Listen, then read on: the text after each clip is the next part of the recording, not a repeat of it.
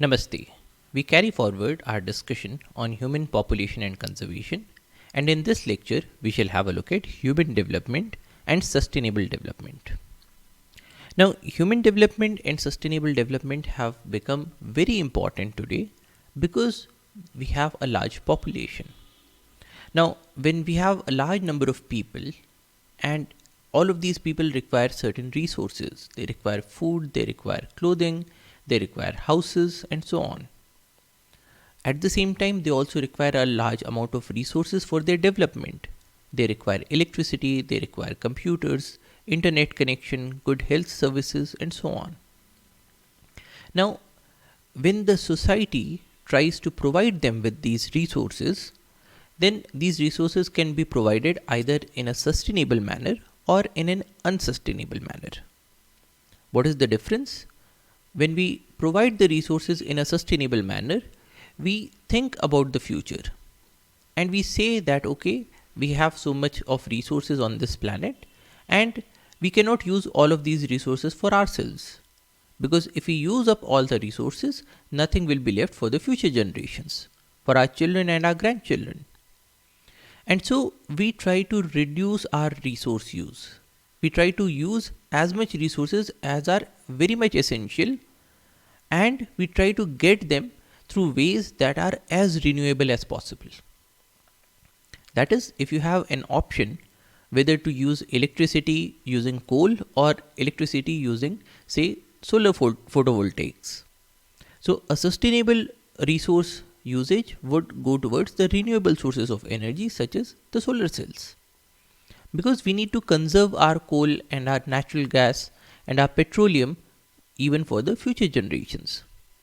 Because these are not just required for energy usage, but they can also be used for making a large number of products.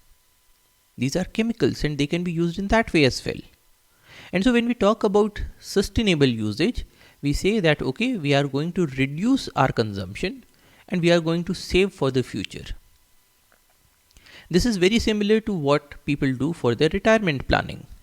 So if you get salary, you do not spend everything, because you need to save something for your retirement as well, for days when you are not paid any salary. Whereas in the case of an unsustainable usage, if you get a paycheck and if you use up everything, if you spend everything, whether you need something or not, if you buy things, then after a while you will end up with a stage where you do not have any savings. So this is a very similar concept. And because we have a large population today, so we are making a huge impact on the environment. And the impacts are also leading to several consequences. Consequences like global warming, climate change, or pollution of our water resources, or filth everywhere. So in the case of a sustainable resource usage, we will be able to overcome these challenges. So this is what we are going to discuss about in this lecture: human development and sustainable development. And in this context, let us begin by what Gandhi said. Gandhi says that the world has enough for everyone's needs, but not everyone's greed. That is, we have enough resources to meet the needs of every person on this planet. We have enough resources to provide them with food, with shelter, with clothing, with healthcare, with education and everything. But the world does not have enough resources to meet the greeds of people. So if somebody says that okay, I have one car, but I want to have 10 cars, or I want to have 100 cars. Now this is something that the world is unable to provide for.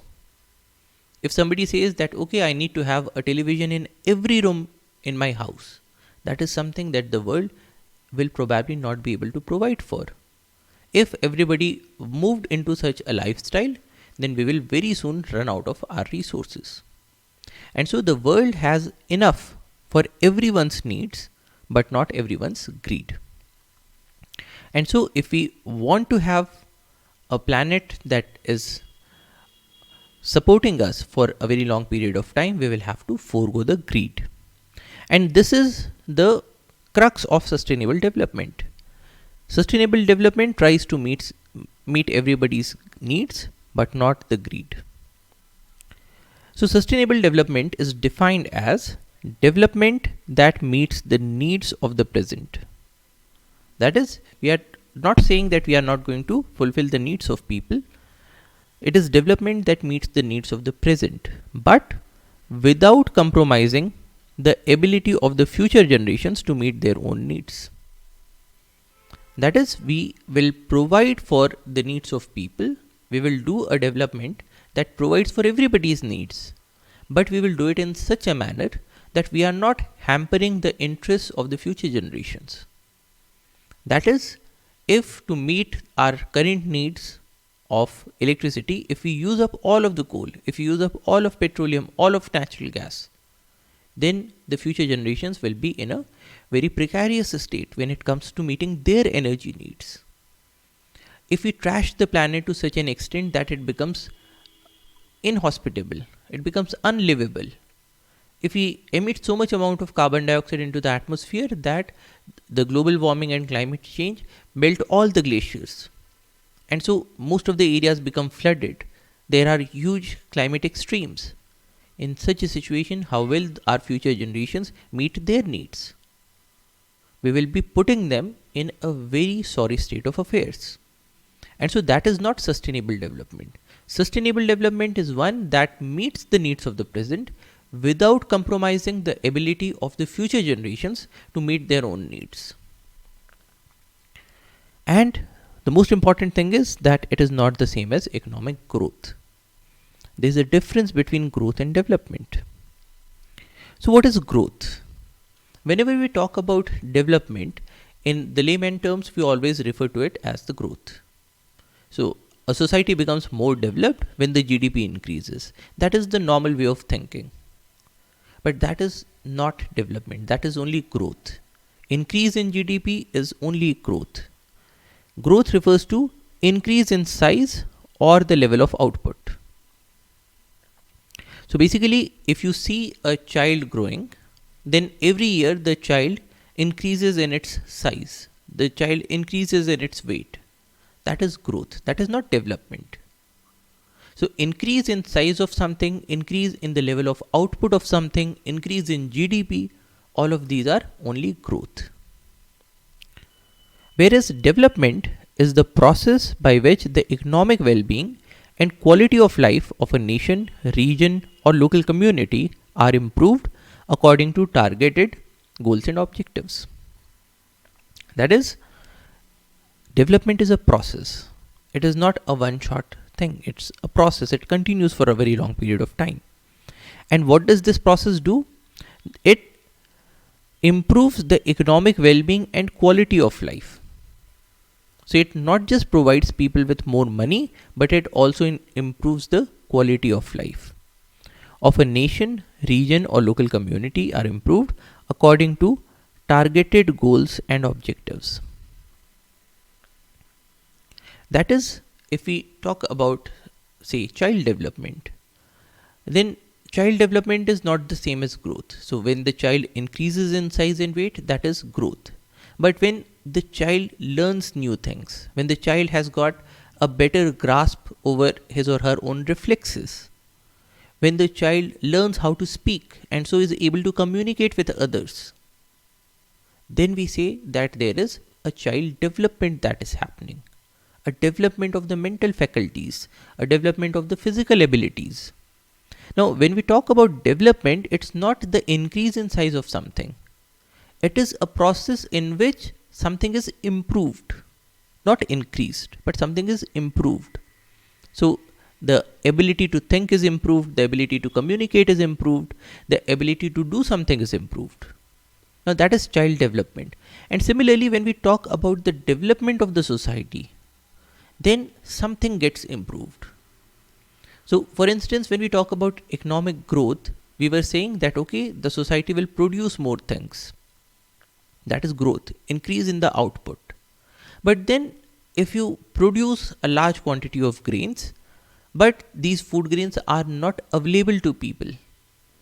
So, you have a society in which there are a few people who have a major share of resources, and there are a large number of people who go hungry. then we will say that this is only economic growth, we do not have a development. A very poignant example in our country is the Bengal famine in 1942. So in the Bengal famine, we had large store of grains in the various granaries, but people did not have physical access and economic access to this food. That is, people did not have sufficient money to buy this food. So there was food that was available, but because people did not have a physical, social, and economic access to food, so they were going hungry. And the people who had the food grains, they did not provide them to other people, because they thought that if we provide them to other people, then the price of food grains will go down. So our profits will go down. So on the one hand, there was widespread hunger, there was widespread famine and malnutrition. But on the other hand, the grains that were there in the granaries, they were being destroyed. People were burning them, so that the price of the grain remains high. Now, we cannot call such a thing as development. So while we can have economic growth, we can have more amount of production, but development means that this production is available to people to improve their quality of life. So for instance, if we have a country that has a very high GDP, but in that country people do not have access to education, or people do not have access to healthcare, then we will not say that this is a developed country. We will say that, okay, this is a rich country, but not a developed country. So development is the process by which economic well-being and quality of life of a nation, region, or local community are improved according to targeted goals and objectives.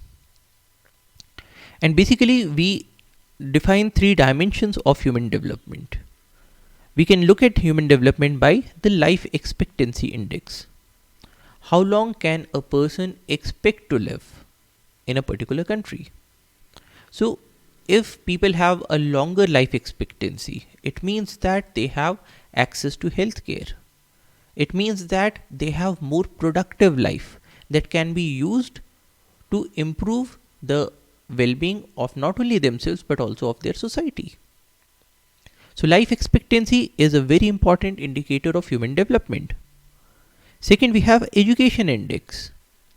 If people have good life expectancy because of good healthcare facilities, accessible healthcare facilities, what do they do with their life?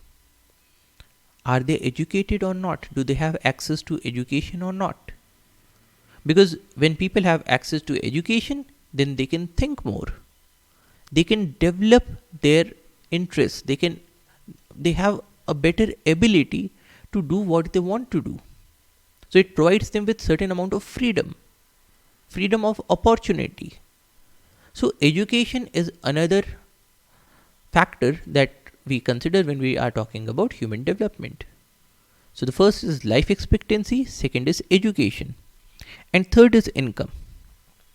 So if you have people who have long lifespans, who have received good education, but they do not have income, so in that case, these people will not be able to reach their fullest potentials.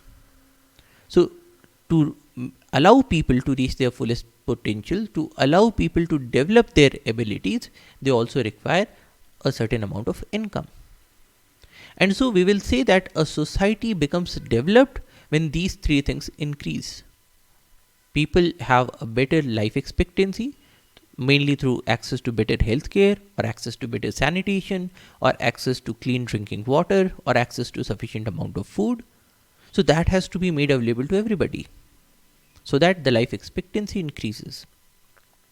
2, when they have a good life expectancy, they should also be getting good education.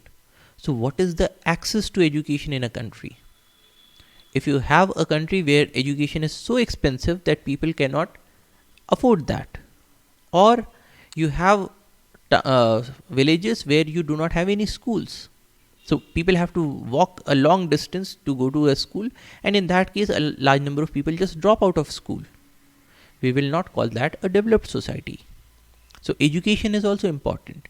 And third is income, so that they are able to make good use of their long lifespan and good education. So that is development. So if we drew a graph between production in a society and empowerment of people, when we say empowerment, we are talking about these three facets: life expectancy, education, and income.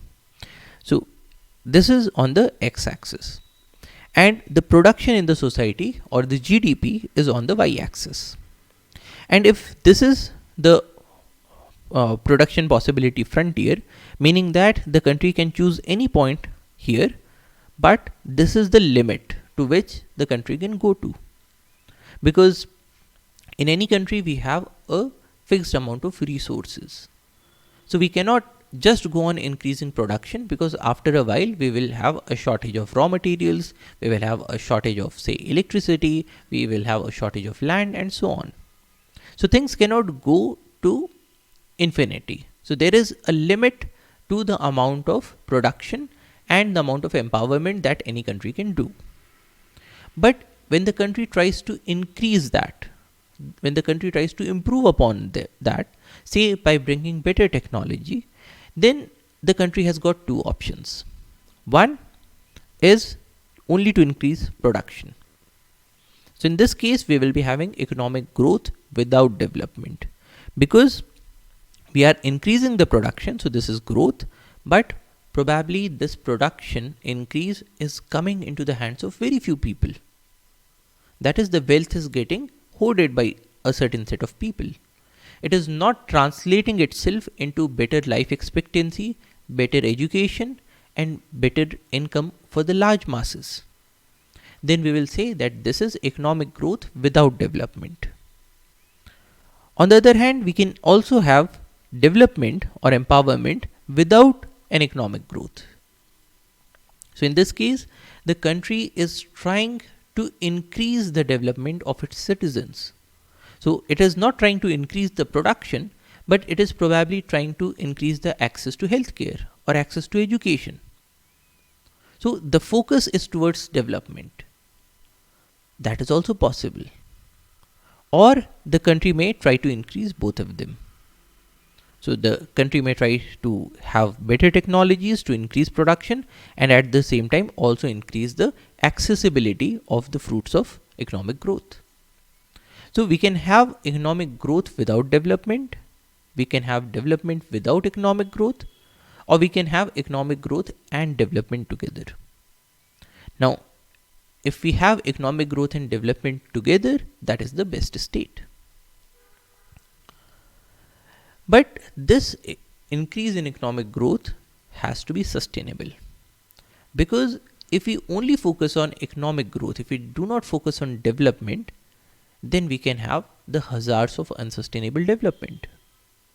A very good example is that a country that tries to increase the production in its industries, and that is the only goal. So what would that country do? It would dilute the laws that enable, say, environmental protection. So it will make it easy for industries to grab hold of forests, cut trees, and set up an industry there. Or it can lax the pollution laws, so that now the industries are not penalized when they are polluting the environment.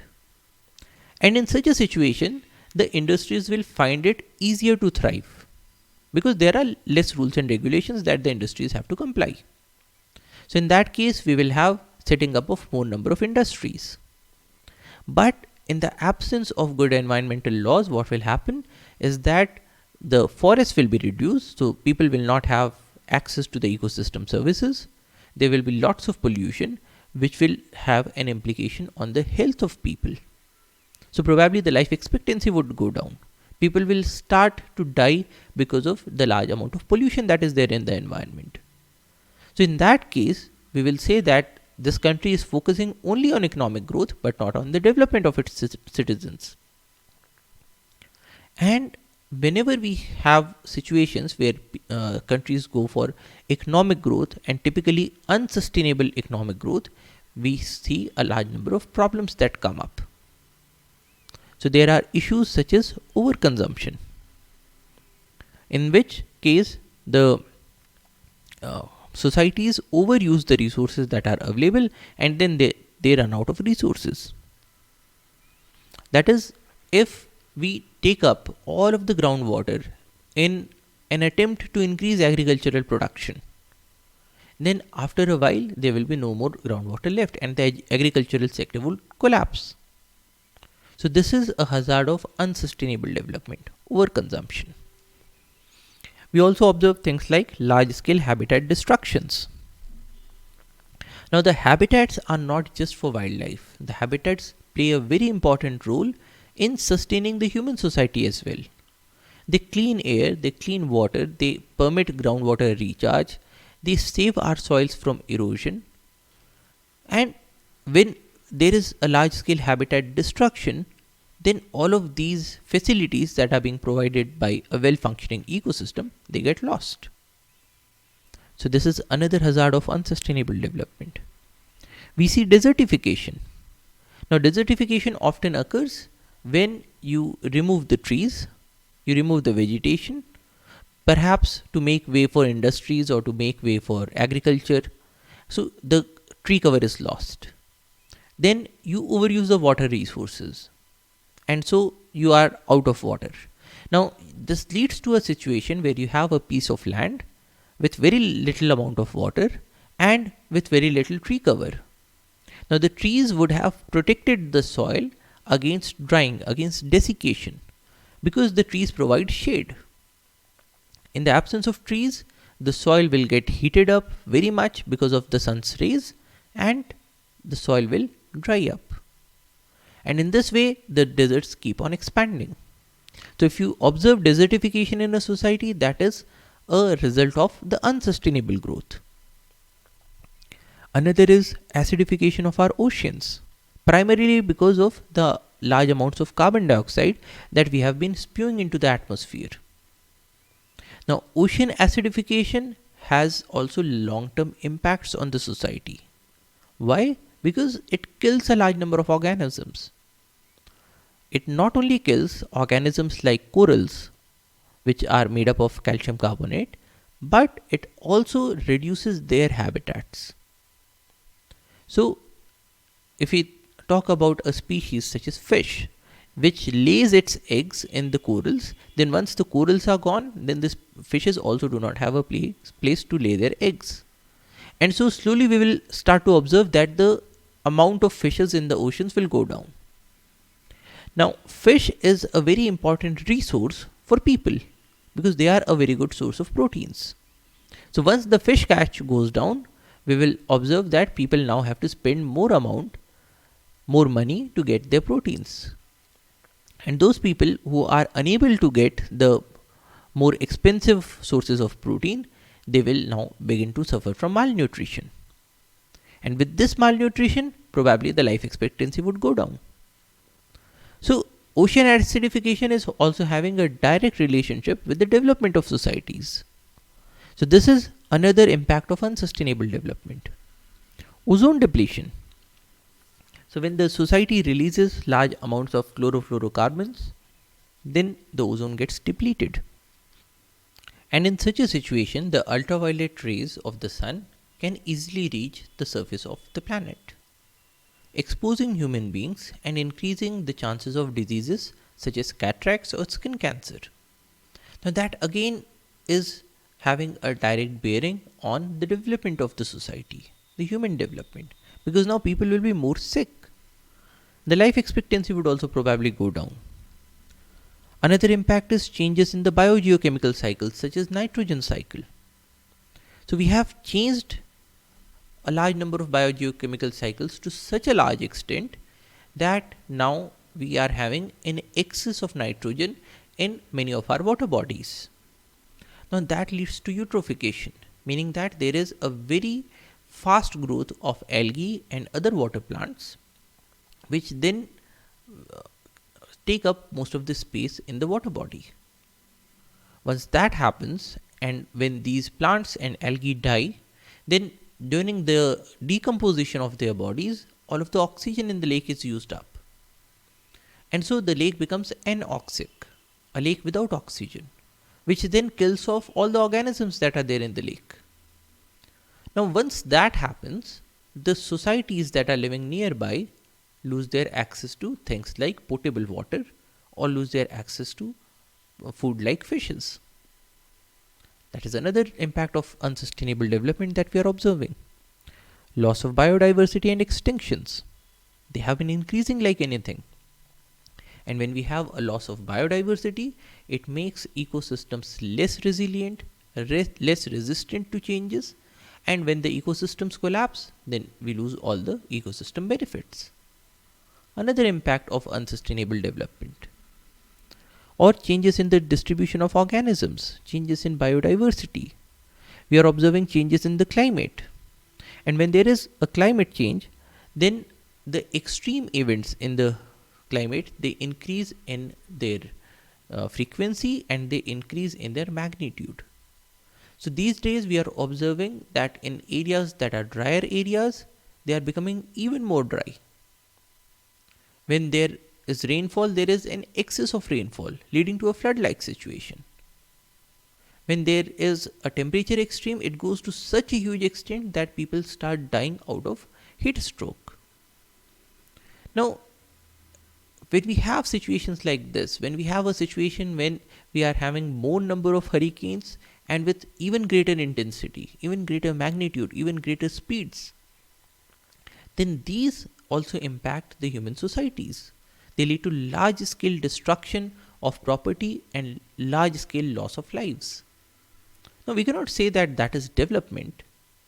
In fact, that is against development, because people are losing their lives, people are losing their access to earning income.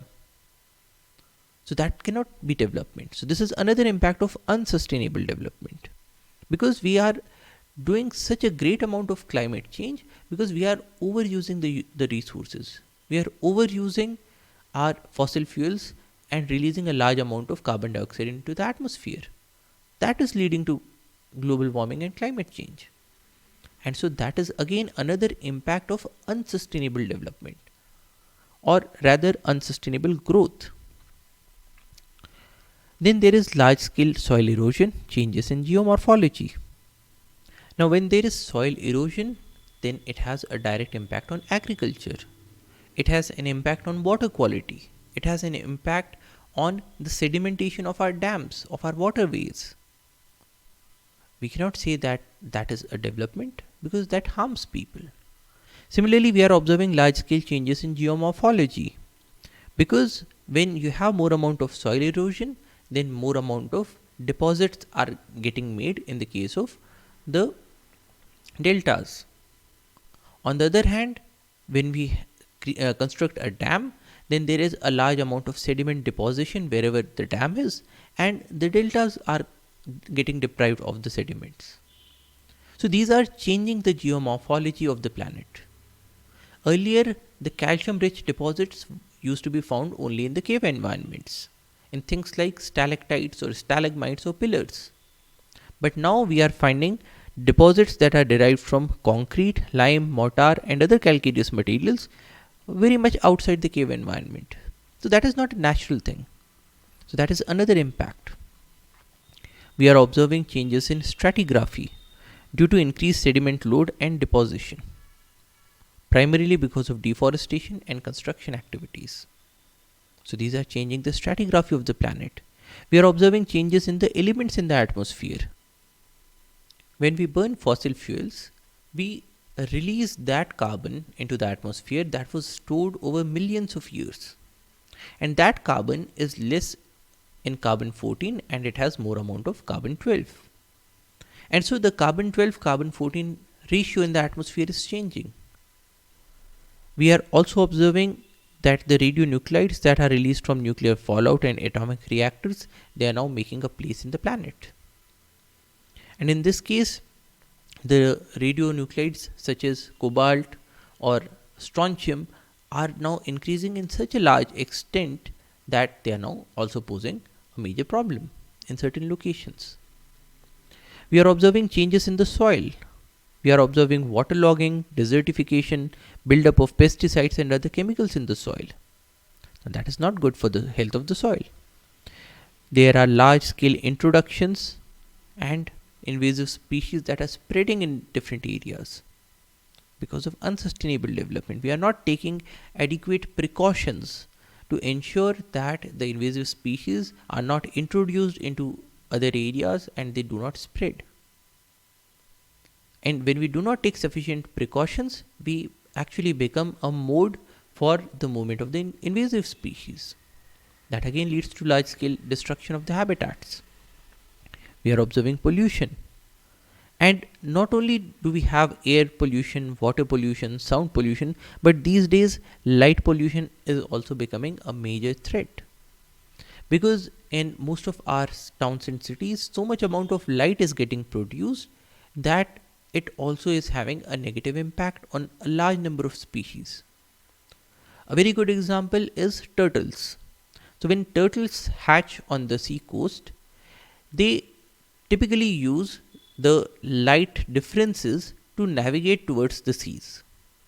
Because if you go to a seashore in the night time, over the seas it will be a bit more brighter as compared to over the land, because the land has more of dark colored things. So through evolution, the animals have learned to use this difference in the light intensity to navigate. So they move towards areas of greater light. But now our towns and cities are emitting so much amount of light that now these animals get confused. They start to move towards the towns and cities. And when they are unable to reach to a water body, they just die off. Now that is also a major impact on the survival of these species. Many of our birds are now getting disoriented because of the amount of light pollution that we have. Animals find it difficult to sleep in the night times because there is so much light. So this is another impact of unsustainable development. We are observing large scale coral bleaching and death of corals, and wars are also another impact of unsustainable development. So when we talked about sustainable development, one that meets the needs of the present without compromising the ability of the future generations to meet their own needs, we need to be mindful of two concepts. One is the concept of needs. So there is a difference between needs and wants. Needs are what we require for our sustenance and for our development. Whereas when we talk about wants, wants are unlimited. Wants are mostly a reflection of the greed of people. So I may want to have, say, 50 cars, but I do not need 50 cars. I probably only need one. So there is a difference between needs and wants. And when we talk about sustainable development, we have to be very mindful of the needs. In particular, the essential needs of the world's poor, to which overriding priority should be given. So when we say that we want to have a sustainable development, we need to be mindful of the fact that yes, people do have their own needs and these needs have to be fulfilled. If we cut down on our resource use to an extent that people are unable to meet their needs, that is not good for the society. And the second thing is the idea of limitations imposed by the state of technology and social organization on the environment's ability to meet present and future needs. So we have needs, but the environment also has its own limitations. It cannot provide us with everything that we want. So we have to make a choice whether we make use of all the resources today or we save something for the future generations, because we cannot do both.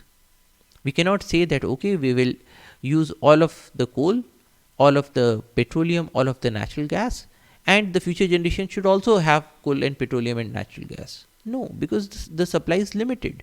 The stocks are limited. Similarly, if we say that okay, we are going to pollute as much as we want, but our future generations should have a clean environment. No, that is not going to happen. Because the environment has a certain ability to tolerate the pollutants, to process the pollutants. And if we cross that limit, then our future generations will be unable to meet their own needs. We will be leaving a very dirty planet for them.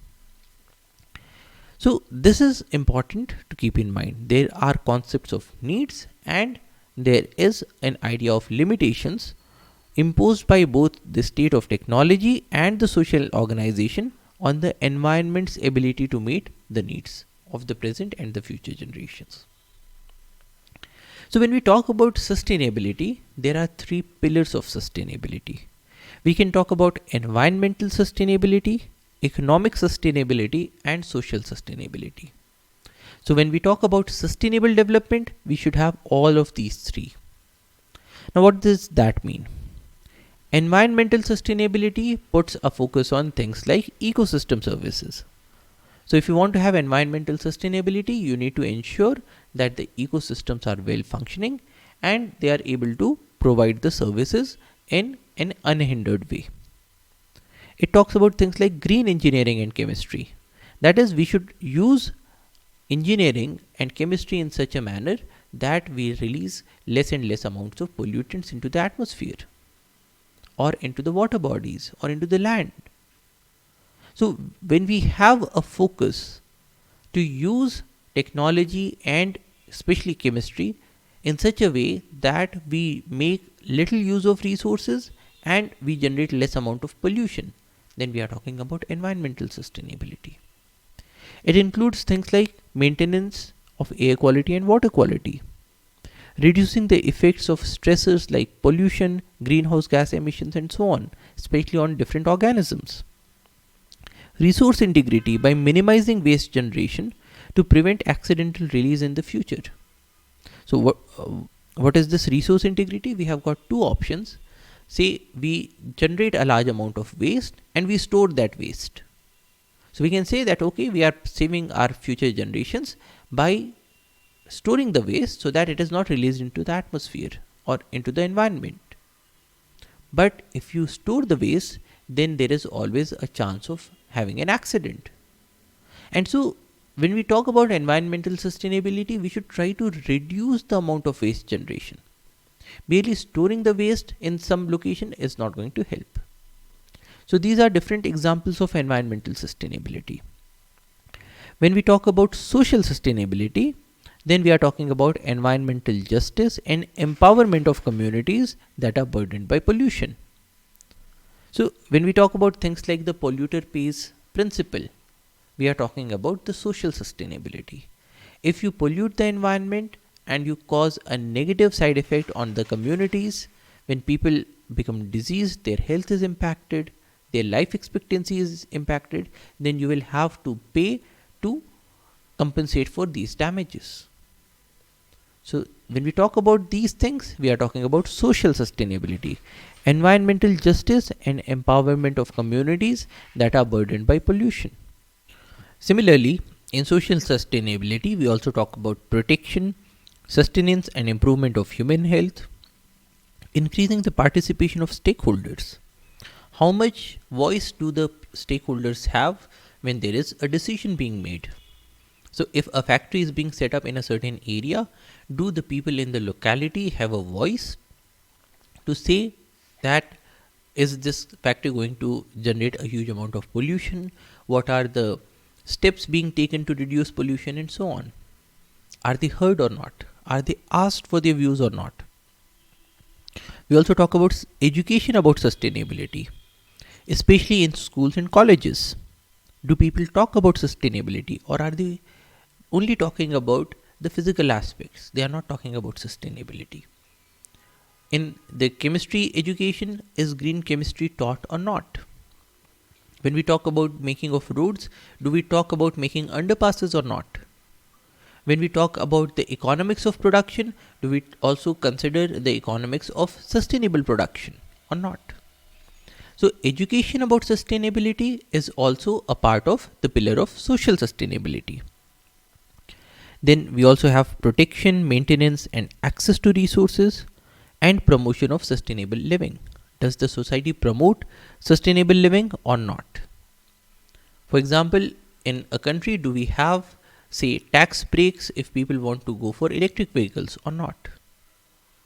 So, if the government promotes sustainable living, if the society promotes sustainable living by, say, incentivizing all the actions that are done towards a sustainable living, then we say that this is also a component of social sustainability.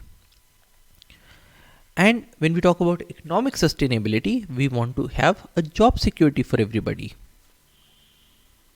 Because remember that when we talk about sustainability, it should be able to meet the needs of the present generation, especially the needs of the poor people. And so it should incorporate job security for everybody. Everybody should have access to resources so that they can have a maximum development of their own lives. So that is a part of economic sustainability. Similarly, we have incentivization of sustainable practices through things like taxations or tax breaks or subsidies. Then we should have market practices for sustainability. Does the market promote sustainability or not? Do we have things like natural resource accounting? So when we talk about the profits and losses of companies, do we also talk about how much amount of natural resources they have used or they have conserved? So that is a part of the economic sustainability. Life cycle cost assessment. When we look at the cost of something, do we incorporate the life cycle cost or not? That is when we talk about things like, say, a plastic bag. Now, a plastic bag today is very cheap. You can have a plastic bag for less than a rupee.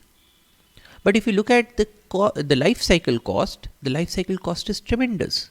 Because to make that plastic bag, we require things like petroleum. So petroleum has to be mined from somewhere.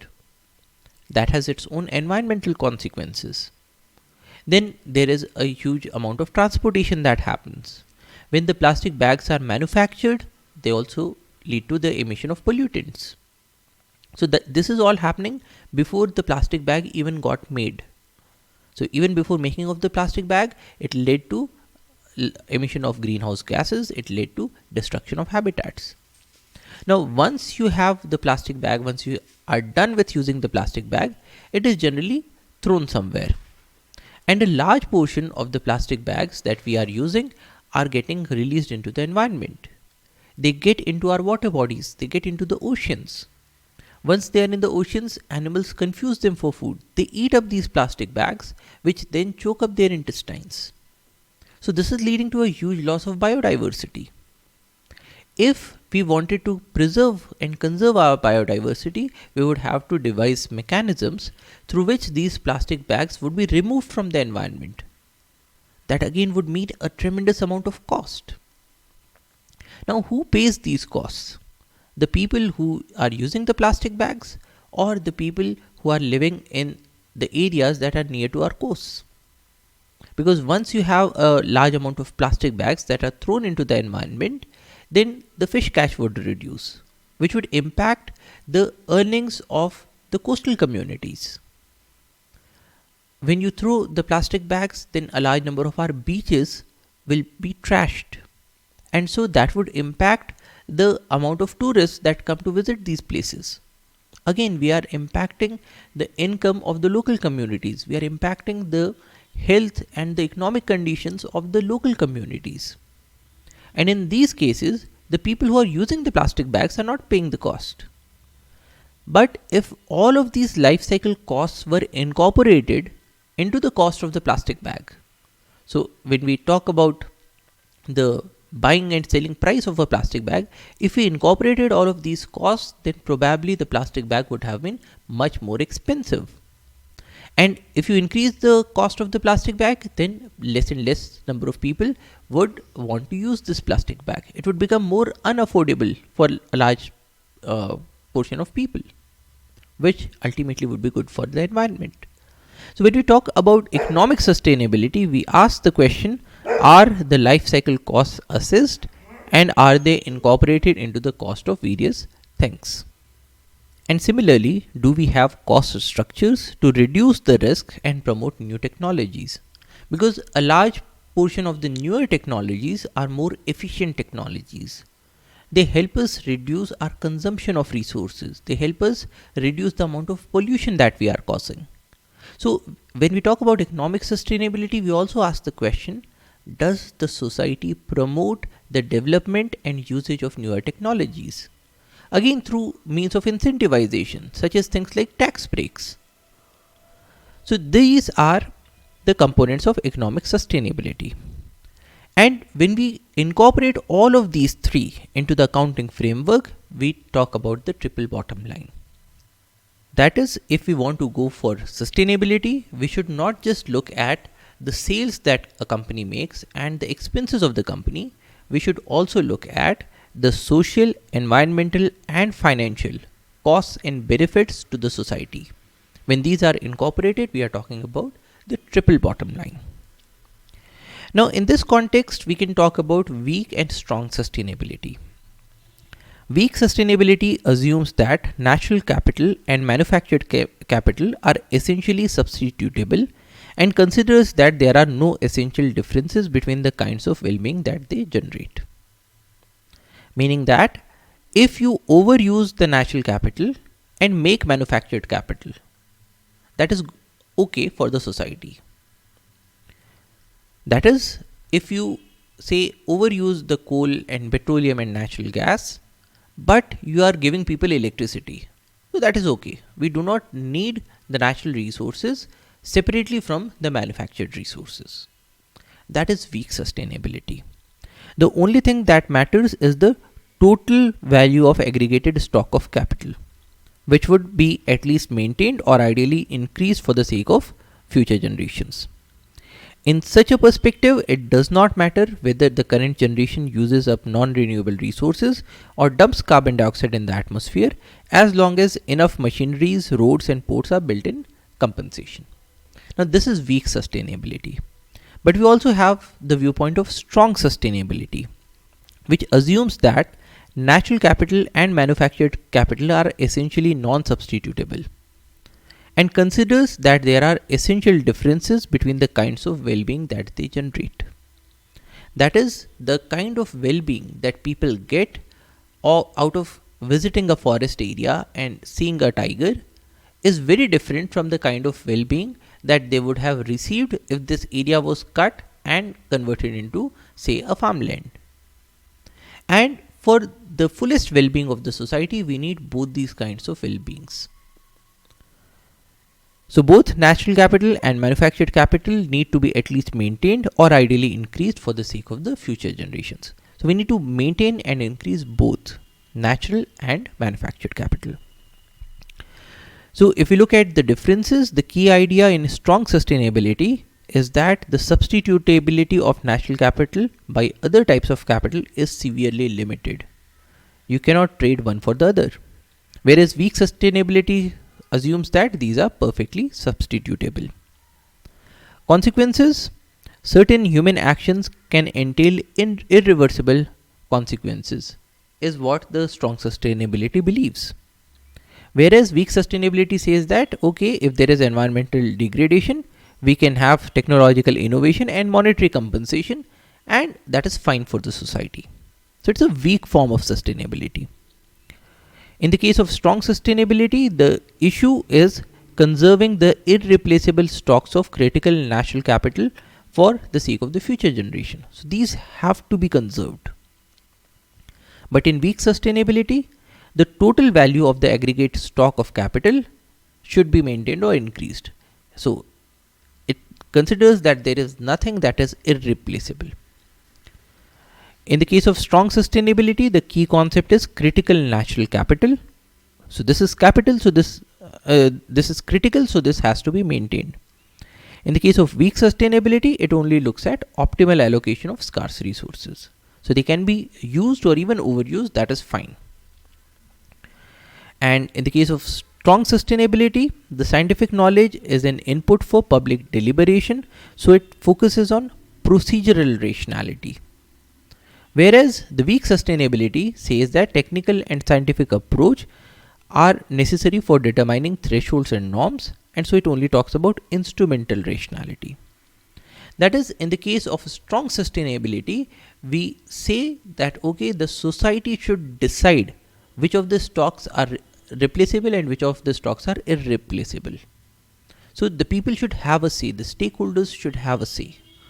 But in the case of weak sustainability, we only say that, okay, we require certain amount of instrumental rationality, such that if one stock is overused, then other is increased. So these are the differences between strong and weak sustainability. Currently, when we talk about sustainability, the most important document is Agenda 21 of the United Nations. So this talks about sustainable development in the 21st century, and it has set up certain sustainable development goals. So there are 17 goals, including no poverty, zero hunger, good health and well-being, quality education, gender equality, clean water and sanitation, affordable and clean energy, decent work and economic growth, industry, innovation and infrastructure, reduced inequalities, sustainable cities and communities, responsible consumption and production, climate action, preservation and conservation of life below water, life on land, peace, justice and strong institutions, and partnership for the goals. Now, it is easy to see that these sustainable development goals are trying to increase the human development by increasing the life expectancy, increasing the healthcare access, or by increasing the amount of education, or by increasing the amount of employment that is available to people. So these are things that are necessary for sustainable development. And in this context, we can talk about clean technologies. So when we talk about things like industry, innovation, infrastructure, or sustainable cities and communities, or responsible consumption and production, in a large of these we need to make use of clean technologies.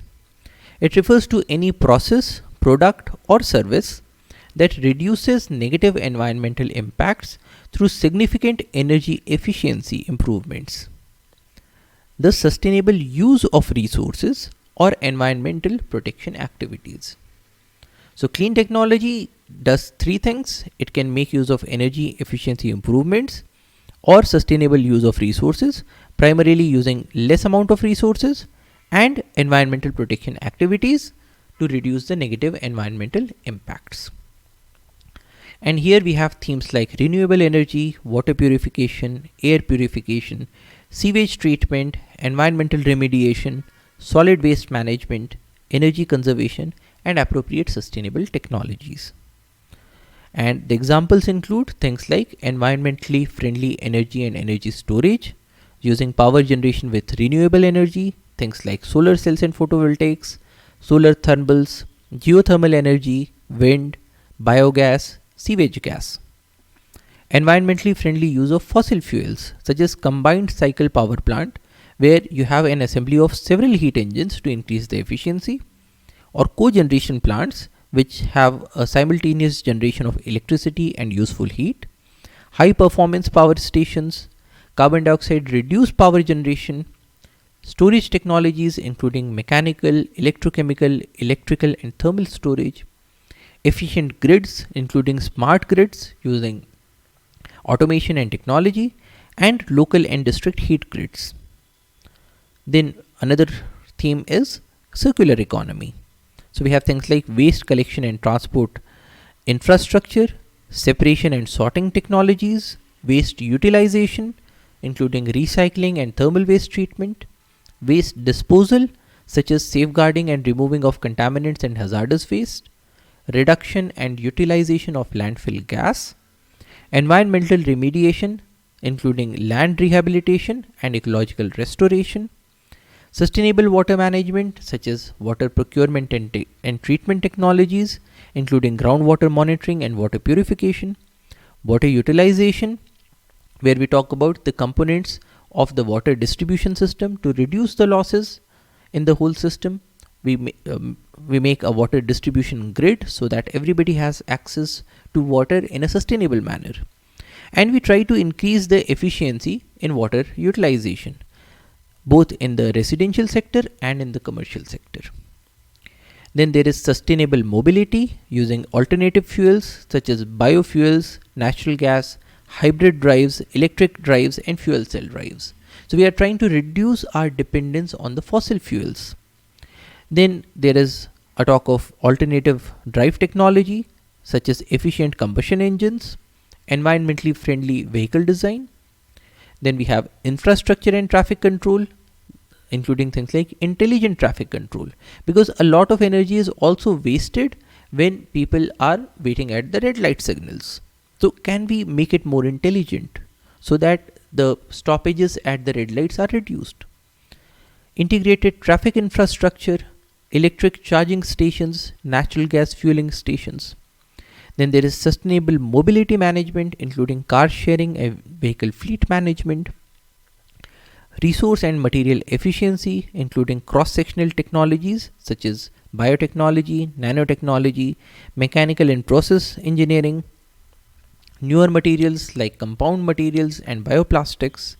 Material efficient processes such as optimization of existing processes, utilization of new materials, reduction of operating supplies, and sustainable design such as eco-design and life cycle assessment. Now, eco-design is an approach to designing products with special consideration for environmental impacts of the product during its whole life cycle. And we also talk about energy efficiency, including industry-specific energy efficient production processes, automation and control technologies, efficient engines, heat recovery, efficient appliances, including electric appliances, information and communication technology appliances, and illumination. Now, illumination is also important to reduce the amount of light pollution that we are causing. So it's not just a saving of energy, but also saving from light pollution. Then we have themes like energy efficient buildings, where we talk about the technical blueprints, the building equipments, the building shells, such as insulation and windows. So in a large number of cases, if you have a good amount of shell, then the interiors can be protected from the extremes of temperature during day and night. What is the placement of windows that you can make such that you have a climate control without use of a large amount of energy? So in all of these clean technologies, you can see that there are two themes that are always running. One, how to make the processes more efficient by using less resources, and two, how to reduce the negative impacts that are caused by pollution by reducing the amount of pollutant load in the environment. So if we do both of these, then we are shifting towards a cleaner technology. So that's all for today. Thank you for your attention. Jai Hind.